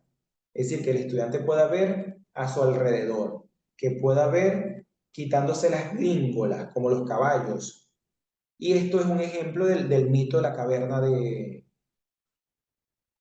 Platón, donde existían tres personas en esa caverna y esas personas solamente veían sombras, siluetas, por eso que se ideó la teoría de las formas. Entonces, eso solamente veían siluetas, sombras, no había más nada. Entonces, para ellos era lo único que existía, era la única realidad. Pero cuando trabajan con el mito o la alegoría de la caverna de Platón, hace un experimento que sale uno hacia el exterior y cuando ve el exterior ve que no es, lo único que existía no era lo que ellos veían, sino que hay otra realidad diferente.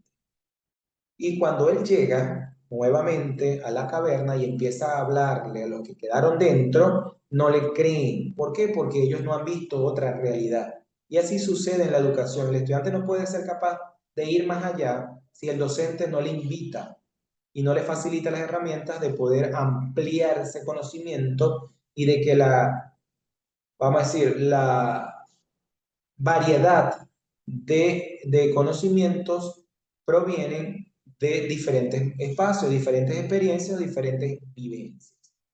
Para ello, entonces, es importante emplear múltiples funciones para el aprendizaje, lo cual implica un docente capaz de transformar primeramente su pensamiento y actitud.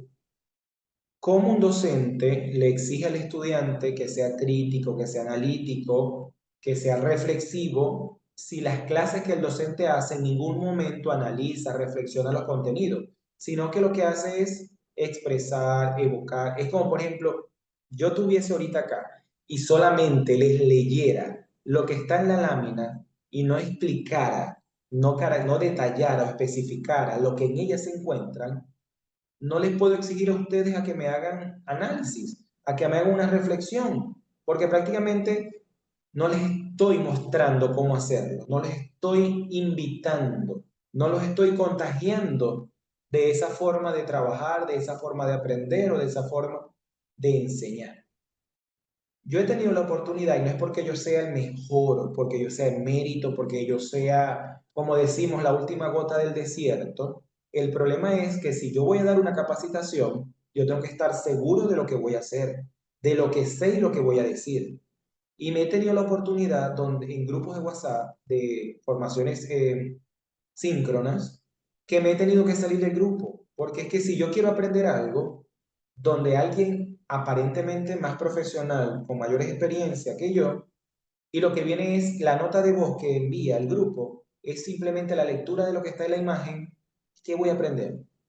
Para eso digan, el curso es enviar una presentación, ustedes la leen, hacen un trabajo y ya. Eso es facilito. Entonces, si yo lo que hago es leer, ustedes se aburren, se van, no entran más, y de paso, cuando yo le hago una actividad, ustedes la van a hacer tal cual como la hago, porque el estudiante repite los modelos del docente. Recuerden que el estudiante va agarrando un poquito de cada profesor y va construyendo su propio modelo profesional. ¿Bien? Entonces, por otro lado, formar un estudiante con cualidades para pensar de manera lógica y creativa fomenta en ellos la capacidad para interactuar con su entorno. ¿De cómo va a interactuar con el entorno? A través de la investigación, de la observación, de la indagación o de la exploración. ¿En qué sentido? El docente hoy en día tiene mayor facilidad para desarrollar sus clases. Si el estudiante necesita hacer un estudio comparativo, es bueno que tenga más de dos fuentes para comparar. Esas dos fuentes que mayormente nosotros utilizamos es el libro, el documento y la información que nosotros hacemos o la realidad que observamos.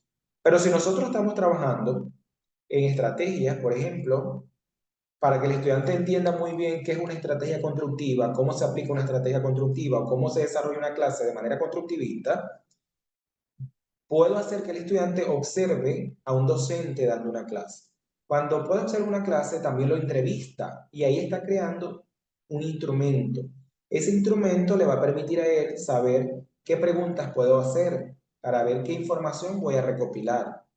Entonces, el hacer una entrevista a un profesional de la docencia también implica una nueva información, una información que va a permitir hacer un análisis comparativo con mayor provecho, porque hay diferentes fuentes. Así como en los trabajos de investigación nos exigen mínimo para la teoría, preferiblemente, mínimo 3 autores para variable, dimensión, indicador o categoría, subcategoría. Así lo podemos hacer con las otras unidades curriculares, para que el estudiante tenga más fuentes de información y mayor contenido para comparar y de esa forma hacerlo más productivo. Por otro lado, la formación de formadores con un pensamiento crítico debe enfocarse en fomentar el pensamiento desde una perspectiva integral del desarrollo mental, los procesos cognitivos básicos y los procesos cognitivos superiores. Observación, identificación, caracterización, clasificación, para llegar a los superiores, análisis, comprensión, interpretación. Es como, por ejemplo, si habláramos de la taxonomía, que utilizamos muchas veces para la planificación, que son los objetivos o niveles de conocimiento, como se menciona en la taxonomía de Bloom, que es la que nosotros conocemos. Pero hay una taxonomía que es relativamente nueva en comparación a la de Bloom, que surge o surgió en el 2007. Es una taxonomía que tampoco conocía, pero cuando hice mi estudio doctoral, por mi trabajo de investigación, la descubrí, que es la taxonomía de Kendall y Marzano del 2007. Hay una diferencia entre la de Bloom y la de Kendall y Marzano. La de Bloom establece que para él la mayor importancia en el proceso de planificación es primero la parte cognitiva y de último la afectiva, mientras que Kendall y Marzano invierten esa concepción y dicen, un aprendizaje no se puede dar si el estudiante no está emocionalmente bien. Entonces, él le da mayor importancia al componente afectivo que al cognitivo. Y es totalmente cierto. Como un estudiante aprende, se concentra y atiende una clase si no está emocionalmente bien. Es decir, si tiene problemas en su casa, cuando él llega a la escuela, eso se va a notar primeramente. Y segundo, va a estar pensando en lo que allá está pasando y no va a estar concentrado en lo que estamos dando en clase. Entonces, para eso hay que trabajar la parte afectiva. Y eso implica el valorar tal cosa, el reflexionar sobre esto, el aplicar una actividad que haga que el estudiante vamos a hacer, se relaje un poco más, entre otros aspectos. Y por último, dentro de estos criterios, se hace importante pensar, a lo que acabo de decir ahorita, en una educación emocional. Esta hará de los estudiantes un proceso disfrutado, gozado e interesante para activar neuronas suficientes que generen placer por lo nuevo o por lo desconocido. Cuando un estudiante no aprende es porque no le está gustando, porque no está gozando, porque no está disfrutando, porque no está divirtiéndose con lo que quiere o requiere aprender. ¿Y cómo lo hacemos? Hay algo que se llama dinámicas de recreación, dinámicas pausativas, que ya eso lo dije el día de ayer, y eso hace que el estudiante es como que aterrice que está en el aula, que ahí todavía él es importante, que él es capaz. Eso va a hacer que el estudiante se considere incluido en las clases, y más no excluido. Y es algo de lo que hablo cuando hablamos de una educación o una formación desde la perspectiva afectiva. Hay muchos docentes que lamentablemente todavía siguen anclados en un modelo de educación tradicional, donde el estudiante que presenta dificultad lo excluyen y toman mayor importancia a aquel que siempre saca 20, aquel que siempre viene, aquel que no falta, y eso hace que el estudiante emocionalmente no esté bien. ¿Por qué? Porque él mismo va perdiendo el interés, se va desmotivando a hacer lo que nos con los colegas. Tengo programada clase los martes y jueves, esta hora puedo verla grabada. Sí, los que están en grupo de certificación, ahí les van a enviar siempre las clases. Bueno, Franco, gracias por estar en este espacio. A ti. Entonces, atendiendo esto, vamos a continuar. Esto es una actividad que yo elaboré en el momento de la pandemia y que me dio bastante resultado, que la podemos hacer de manera presencial o de manera virtual. Obviamente, como era pandemia, me tocó hacerla virtual. Y ustedes también la pueden hacer de manera presencial con sus estudiantes, estableciendo cubos, cuadros, cajas, llamándolo acertijo, exploro y aprendo. A ver, cada uno de ustedes me va a seleccionar un número y lo va a escribir en el chat y luego le digo qué vamos a hacer. Del 1 al 10, cada uno coloca el número que más le llame la atención. Ok, 7, vamos a esperar que un número considerable de participantes dé su respuesta ante los números. 9, 5, 4, 1, 1, 2, 9, 9. Faltan como 20, 10 participantes más por seleccionar su número. Seleccionen, que aquí no va a haber ninguna penitencia mala. Todas son buenas. Ah, ok, gracias. 9, 9, 7. Ajá, mi PC. ¿Cuál es el? Ah, ya lo vi. 4, listo. El 3. Bien. Prácticamente creo que nos falta el 8, el 6 y el 10. Pero bien, en esto que está acá, permite que nosotros hagamos un aprendizaje de manera más llamativa. Ok, Santi, gracias. De manera más llamativa, mucho más con mayor curiosidad, porque no sabemos qué hay detrás de cada cuadro, de cada acertijo. O no sabemos, si lo hacemos presencial, no sabemos qué hay dentro de cada cubo, de cada caja. Entonces, eso empieza al estudiante a despertar esa curiosidad. ¿Qué irá a hacer el profesor? ¿Qué hará allí? ¿Con qué irá a salir, por ejemplo? No sé si en ustedes ya se creó esa curiosidad, pero en cada número hay una acción que cumplir, una acción de penitencia o una acción cognitiva. Yo sé que por cuestiones de instrucciones y de dinámica de la corporación, hay unas que no pueden cumplir porque implica el prender la cámara y el micrófono. Pero no se preocupen que voy a hacer algunas. No todas, pero voy a hacer algunas y ustedes me tienen que seguir y luego me dan la respuesta en el chat. Bien, como hay varios que respondieron 1, 2, 3, 4, 5, 6, 7, 8, 9 y 10, eso quiere decir que los que respondieron 1 forman el equipo número 1, los correspondieron el 2, el número 2 y así sucesivamente. Y le corresponde entonces el número 1 en cuadro, el 2 y así, ¿ok? Bien, entonces lo que les tocó el 1, que seleccionaron el 1, les tocaba, se me salvaron, les tocaba bailar la Macarena, pero como no se puede encender la cámara, lamentablemente no lo vamos a hacer. Pero yo voy a cantarlo aquí sentado, no me voy a levantar, y ustedes me tienen que seguir. Yo no los estoy viendo, pero si somos honestos, ustedes me van a seguir y luego me cuentan la experiencia en el chat. No soy cantante, soy docente, ¿no? Docente investigador. Ojo, no me vayan a criticar por la voz. No se pueden burlar por eso. Si no, les quito el 20. No, mentira. Entonces voy a empezar yo. Dale a tu cuerpo alegría, Macarena, que tu cuerpo va a dar ladería y cosa buena. Dale a tu cuerpo y viene botica, Macarena. Ay. A ver, ¿quién lo hizo? ¿Quién se rió? ¿Quién se disfrutó? ¿Quién no terminó porque se fue de la risa? O sea, ¿qué les pareció? ¿Quién lo hizo? ¿A quién le dio risa? ¿A quién no le dio risa? ¿A quién le dio pena? ¿A quién no le dio pena? ¿Por qué lo estoy haciendo? Porque si yo estoy invitando a mi grupo de estudiantes a que cumpla una penitencia, yo tengo que formar parte de eso, o sea, tengo que ser el ejemplo. Gracias. Yo tengo que ser el ejemplo, me tengo que integrar, porque para que el estudiante se integre, el docente tiene que ser parte de eso. El docente tiene que ser parte también de la dinámica, tiene que ser parte de la actividad.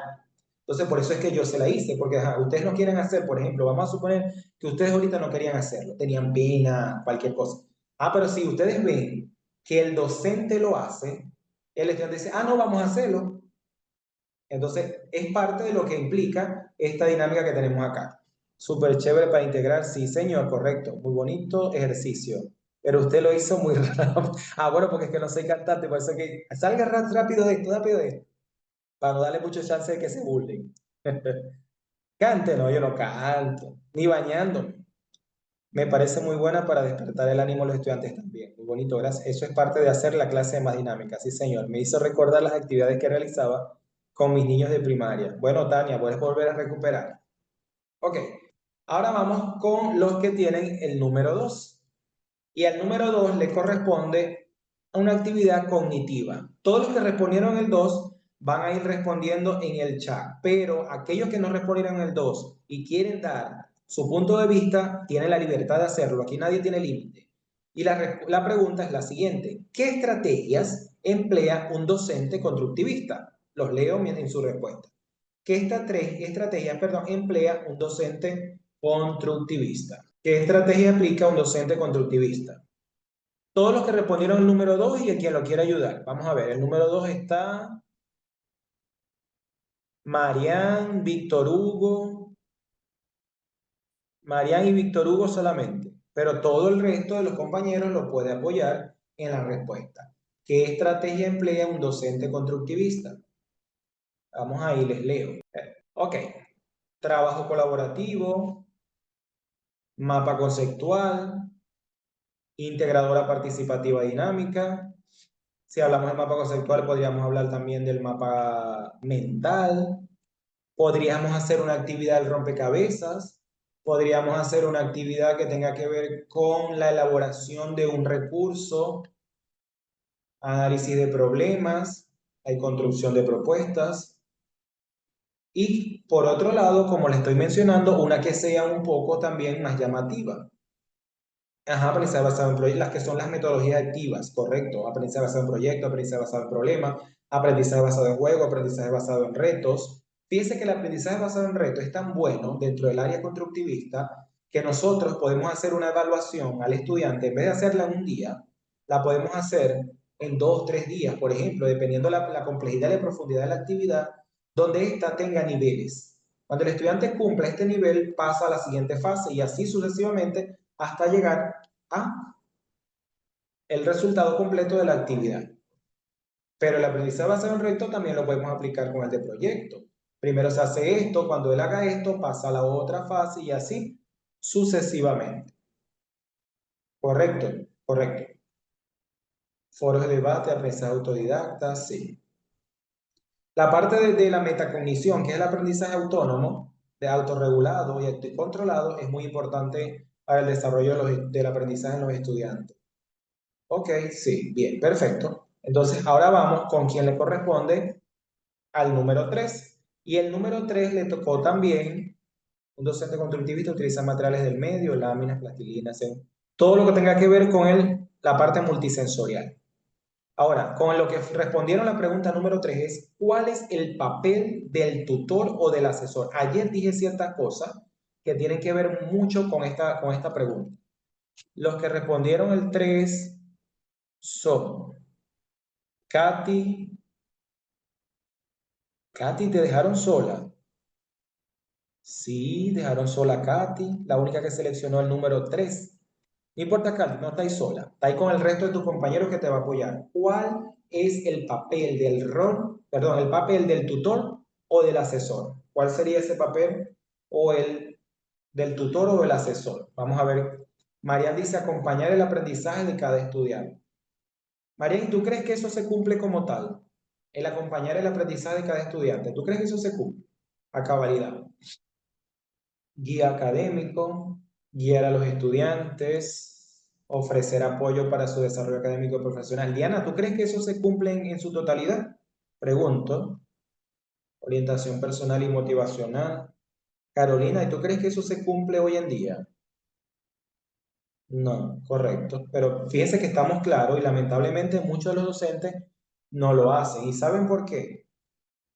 Por lo que comentamos el día de ayer, porque el docente no permite que el estudiante haga un trabajo, vamos a decirlo, de manera encaminada, donde se le pueda dar la libertad de construir con una guía y un acompañamiento que nosotros tengamos. El problema está que el tutor o el asesor no cumple con ese rol cuando al estudiante le dice, debes cambiar este objetivo, debes cambiar esta teoría, debes eliminar esto, pero no le dice por qué. O le dice, sí, le dice por qué. Porque yo soy el que sé, porque yo soy tu asesor, porque yo soy tu tutor. Pero no hay un argumento válido para que el estudiante entienda y comprenda, entendemos entonces que hay que cambiar esto, porque la perspectiva que yo le estoy dando no está relacionada al resultado que estoy esperando. Por ejemplo, orientar el proceso, guiar y apoyar a los estudiantes. Fíjense que estamos bastante claros en lo que debe ser y en lo que no es, que mayormente es lo que está frustrando en la mayoría a los estudiantes en su trabajo de investigación. En la donde trabajo sí cumplen porque es la función más importante para que los futuros docentes se puedan encaminar. Ok, Tania, pero cumple en el sentido de que el tutor te acompaña, ¿verdad? Pero te acompaña haciéndote avanzar, más no haciéndote atrasar o involucionar. Me explico. Tania, contigo, el docente que está tutoreando o que está asesorando, perdón, al estudiante le modifica un verbo, le modifica un objetivo por elementos subjetivos o por una postura personal o porque es acorde al enfoque de la naturaleza de la investigación. El papel del tutor asesor es un acompañamiento en las dificultades que el estudiante mantenga, ya que muchas de sus docentes, Katy, me gusta tu respuesta, pero fíjate que mayormente el docente, no todos, pero en su mayoría, es el docente que contribuye en esas dificultades. Entonces, no es que contribuye a mejorar esas dificultades, sino que él hace que las dificultades se aumenten. No son todos los tutores, pero la mayoría es lo que hace. Bien, entonces, el 4 le tocó contar un chiste. Bueno, el chiste que yo me sé es que una vez había un pollito, levantó una pata, levantó la otra y se cayó. Ni siquiera tengo gracia para contar un chiste. Pero a veces la elocuencia que uno puede tener en el grupo de estudiantes hace que ellos quieran participar. Nosotros formamos licenciados en educación, lo cual implica hacer acompañamiento. Sí, yo entiendo. Yo también trabajo en un programa de educación y formamos licenciados en educación. Pero el problema está que si los tutores y los asesores de allí cuando acompañan un trabajo, hacen sugerencias o modificaciones en los trabajos de investigación, tomando en cuenta la naturaleza y el enfoque de la investigación y no tomando en cuenta mi postura personal, mi modelo de aprendizaje. A eso me refiero. Ok, entonces bien, como no somos buenos para el chiste, vamos entonces a avanzar y a continuar con el número 5, realizar ejercicios de estiramiento. No me prenden la cámara, yo sé, pero vamos a hacer ejercicio. Vamos conmigo, voy. Yo soy el instructor en este caso. Manos arriba, manos a los lados. Manos arriba nuevamente. Ahora de manera intercalada, los brazos, uno hacia adelante y el otro hacia atrás. Y luego lo cambiamos, uno hacia adelante y el otro hacia atrás. Tercero, adelante, atrás. Cruzo y me abrazo. Los pongo detrás de la nuca. Levanto uno, bajo y levanto el otro. Bajo, levanto, bajo, estiro un lado, cierro, estiro el otro lado y cierro. Voy adelante, cierro, adelante, cierro, atrás, cierro y termino con un aplauso. A ver, ¿quién lo hizo? ¿Qué sintieron? ¿Qué sensación tuvieron? Pausa activa, correcto, esa se llama, así se llama. ¿Qué sintieron cuando estuvieron, quien hizo el ejercicio conmigo, no? Nos relajamos. A nadie nadie está oxidado, ¿verdad? Que no, ninguno estamos oxidados, aquí todos somos adolescentes todavía. Pero cuando hacemos esos movimientos empiezan a sonar todo eso por ahí. Bien, para avanzar entonces, mientras ustedes van escribiendo, relajación, nos relajamos. Ok, vamos con el número 6. El número 6 dice, no, aquí hubo un error mío. Está el 6 y el 5. Vamos al 7. Dice, mencione algunos criterios. Pausa activa, relajamiento, relajación, estire y me acordé cuando era más chavo. Todavía eres chamo, Héctor, tranquilo. Menciona algunos criterios para poder sugerir modificaciones en los trabajos de investigación. Bueno, ya esto quedó claro. Esto lo acabo de decir yo ahorita, la respuesta. Esos criterios para sugerir modificaciones tienen que estar muy relacionados al enfoque y la naturaleza de la investigación y al paradigma también. Porque hay docentes que te cambian un verbo de objetivo por y el contexto a Ana, gracias. Porque a veces cuando el docente está cambiando la idea plasmada del estudiante, en el problema específico del contexto real, el docente cambia porque es lo que considera aquel que se puede plantear. El problema es que si el docente tutor metodológico no conoce la realidad del contexto, lamentablemente él no puede modificar la idea del estudiante. Ahora, que sea de manera gramatical o sintáctica es otra cosa, pero desde lo que él está planteando no puede modificar si él no conoce la realidad. Y adicional a eso, no puedo cambiar un verbo porque yo quiera. Tiene que ser que lo cambie porque estos verbos son los que van a facilitar la resolución de ese problema, como punto, para no atrasar mucho.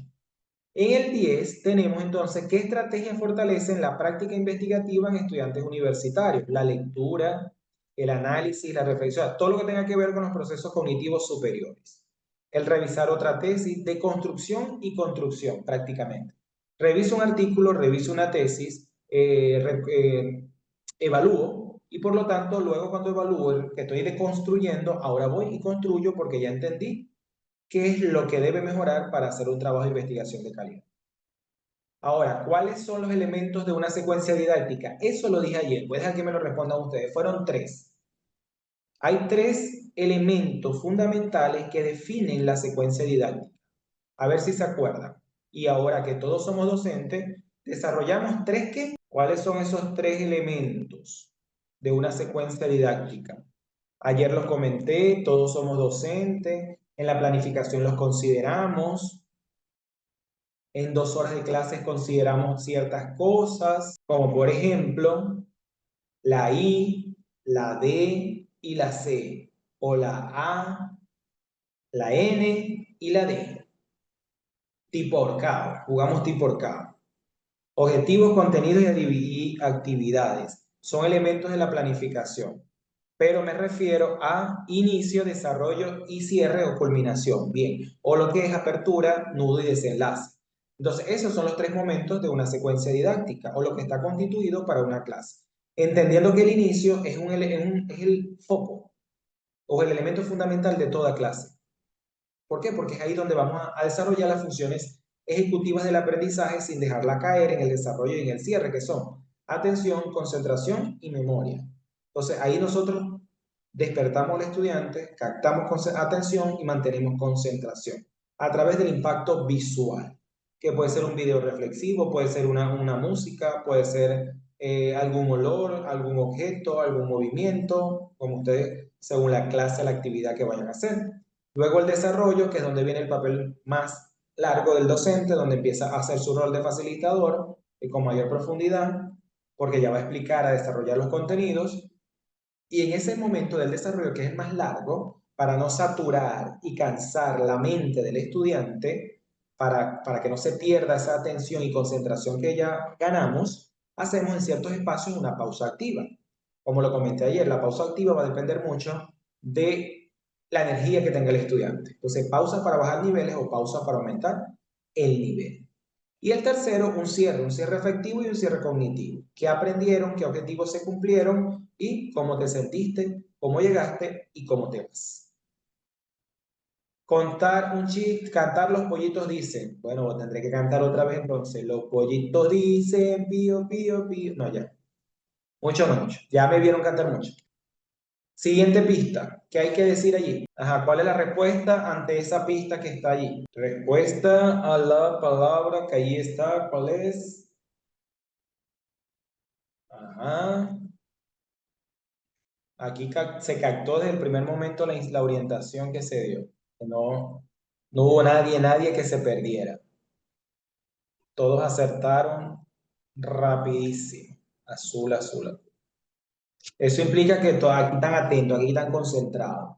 Que a pesar que el docente haya hecho ahí cualquier cosa que no se vea bien, ellos todavía siguen ahí atentos. Porque tienen fe que el profesor en algún momento va a desarrollar sus cuerdas vocales. No pierdan la fe, que es lo último que se pierde. Que se cumpla es otra cosa. Bien, entonces para continuar, vamos a ver cuáles son las fases para una práctica educativa desde el pensamiento crítico, que es parte del mismo artículo que se publicó. Entonces, en primera instancia, debemos tener una concepción de un docente transformador reflexivo. Un docente que siempre esté cambiando, que siempre esté innovando, que siempre esté modificando, siempre esté buscando la participación, la interacción y que siempre reflexione en cada actuación. Que también le pregunte al estudiante qué le pareció, en qué le sirve, qué puede mejorar. O sea, la reflexión que vaya mutua entre tanto el hacer del docente como el hacer del estudiante. Y esto da lugar entonces a la creación o al fomento o al propiciar espacios alternativos para el debate, lo que da lugar a una acción dialógica, a ese intercambio de saberes, a ese compartir de ideas entre lo que es el estudiante y lo que es el docente y lo que son estudiantes y estudiantes. Puede utilizarse entre los mismos estudiantes de una misma sección o entre estudiantes de otras secciones de la misma unidad curricular. Por ejemplo, si somos de metodología, vamos a hacer diálogos de compartir entre los mismos estudiantes de tantas secciones que estén viendo metodología. Y eso hace que se vaya a reforzar, porque a lo mejor un docente explicó algo de una forma más fácil, allá lo comprendieron, de este no, y así vamos retroalimentando esos conocimientos o esas ideas, lo que conlleva a una reflexión argumentativa. Y esos tres elementos se encierran en dos aspectos fundamentales. Uno, fortalecer las prácticas educativas implica conocer así como comprender la cosmovisión del quehacer docente.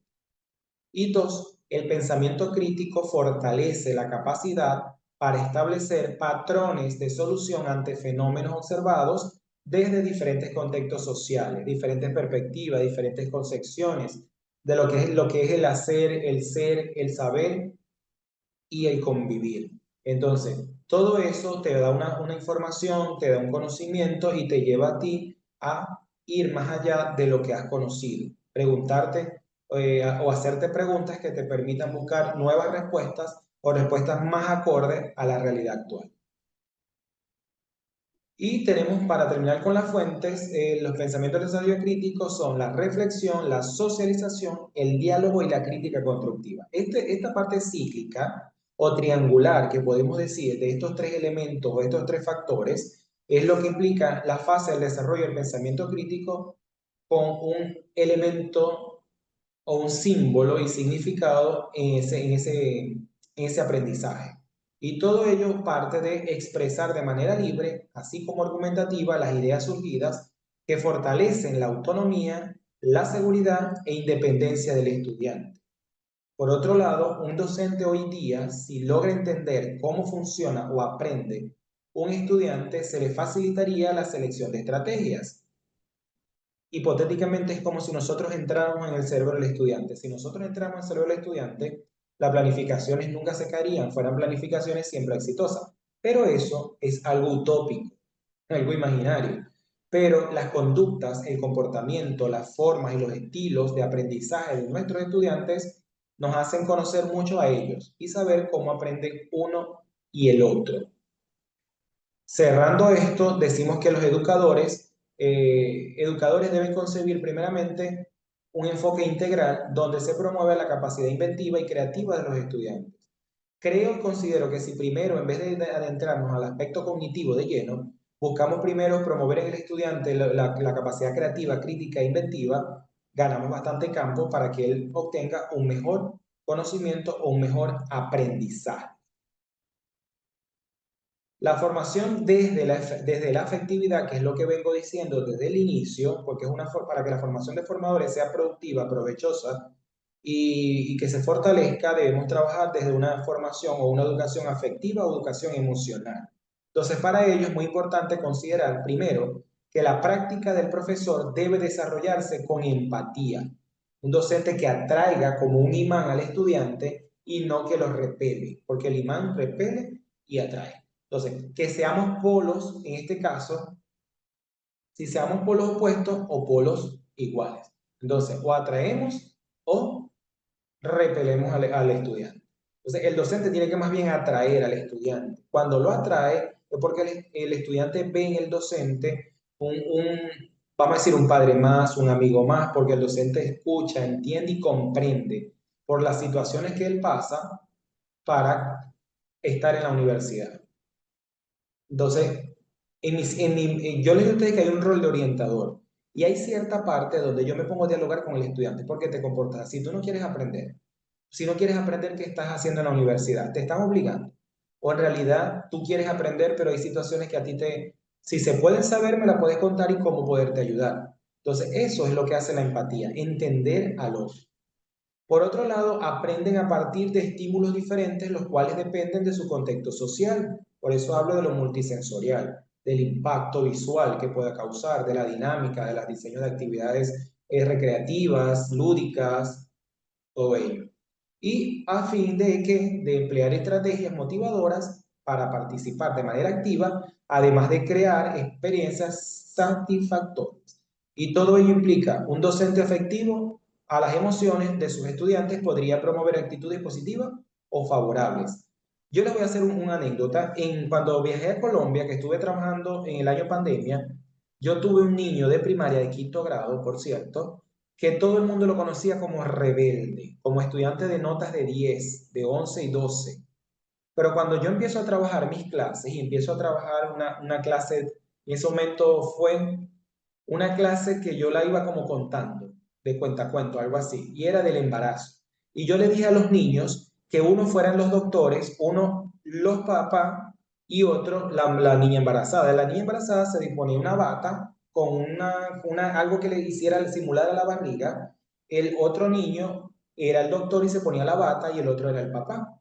En esa parte, cuando yo iba hablando de que la mujer en el parto empieza a presentar dolores, la mujer embarazada, que era la niña, empezaba a hacer y empezaba a respirar porque tenía el dolor. Y el doctor le iba diciendo y le iba asistiendo, bueno, tal, tal. Y así se hizo la clase. El niño aprendió tanto que luego fue el mejor de la nota. Es más, hice hasta un circuito, ustedes saben, el circuito de educación física, que hay estaciones de ejercicio. Yo lo transformé y lo llamé circuito del aprendizaje, donde el estudiante hacía un ejercicio y repetía el concepto de materia, por ejemplo. Luego hacía el otro ejercicio y decía los estados de la materia y así sucesivamente.